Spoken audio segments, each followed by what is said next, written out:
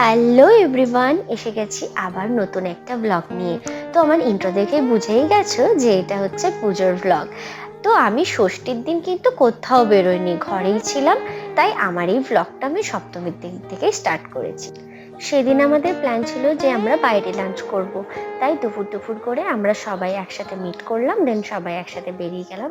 প্রথমে ভাবলাম যে আমরা ঠাকুরটা দেখে নিই এই নবারুণের দিকটাতে, কারণ এইটা তো যেহেতু জিটি রোডের পাশাপাশি, তাই এইগুলো যদি এই সময় যদি না দেখা হয়, সন্ধ্যেবেলা গাড়ি নিয়ে ঢোকাটা ভীষণ মুশকিল আমাদের জন্য। তাই ওখানে ঠাকুর দেখে পরে তারপরে চলে এলাম সোজা গোপাল মাঠে। আর এখানে করেছিল বৃন্দাবনের প্রেম মন্দির। ভীষণ সুন্দর লাগছিল, যদিও এটা রাত্রেবেলা দেখতে হয়তো আরো ভালো লেগেছে। যাই হোক, আমরা তো এসেছিলাম দুপুর দুপুর করে। তারপরে ওখান থেকে বেরিয়ে সোজা চলে এলাম খাওয়া দাওয়া করতে। আমরা যখন এসেছি তখন বাকিরা অলরেডি চলে এসেছে, তারাও আমাদের জন্যই ওয়েট করছিল। তারপরে খাবার অর্ডার করলাম, দেন খাওয়া দাওয়া করলাম।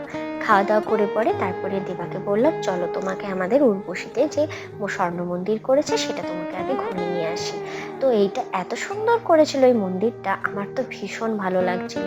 ভিতরের কাজ, বাইরে প্রত্যেকটা কারুকার্য আমার এতটাই পছন্দ হয়েছিল যে আমি বেশ কিছুক্ষণ ওখানে ছিলাম এবং কটা ফটো তুললাম। এরপর বুনুকে ড্রপ করলাম বাড়িতে, তারপর রেডি টেডি হয়ে আমরা আবার বেরিয়ে পড়লাম হল নাইট ঠাকুর দেখবো বলে। তো প্রথমে ভাবলাম যে আগে ডিনারটা এখানে কমপ্লিট করে নিই। তো সোজা চলে এসেছিলাম শ্রীরাজে, আর এখানে আমরা সবাই মিলে বেশ কিছুক্ষণ গল্প করছিলাম, আড্ডা মারছিলাম। তো সবাই এখানে যে যার নিজের মতন গল্প করছে, আর এখানে সোনালিকার সাথে একটু প্র্যাঙ্কও হয়েছিল। যাই হোক, তারপরে আমাদের রাতের ডিনারটা দিয়ে দিল এবং আমরা খাওয়া দাওয়া করে নিলাম। এরপর আমরা প্যান্ডেল হপিং স্টার্ট করি। প্রথমে ঠিক হলো যে শঙ্করপুর যাব, তাই আমাদের গাড়িতে নিয়ে নিয়েছিলাম শিবাদা আর অদিতিকে। আর ওখান থেকে আমরা সবাই মিলে বেরিয়ে সোজা চলে এলাম শঙ্করপুরে। আর তখন ঠিক ঘড়িতে বাজে 2:30 থেকে 3টের কাছাকাছি। আর ভিড়টা দেখেছো, তখনও ভীষণ ভিড়। প্যান্ডেলে ঢোকার সময় যখনই আমি প্যান্ডেলটা দেখলাম, জাস্ট আমরা সবাই অবাক হয়ে গেছিলাম। এতটা সুন্দর, এত নিখুঁত কাজ, যেন মনেই হচ্ছে না যে কোনো প্যান্ডেল, দেখে যেন মনে হচ্ছে সত্যিকারেরই মন্দিরটা। তারপরে ওখানে আমরা কিছুক্ষণ থাকলাম, ফটো টটো তুলে আবার বেরিয়ে গেলাম। এবার ঠিক করলাম যে সোজা মার্কুনি যাব।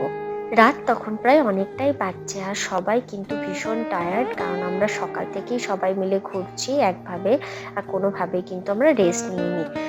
ভিতরে ঢোকার পর এখানে মায়ের মূর্তি দেখলাম, যেটা আমার বেশ ভালো লেগেছে। তারপরে ওখানে কিছু দাঁড়িয়ে ফটো তুললাম, ভিডিও করলাম।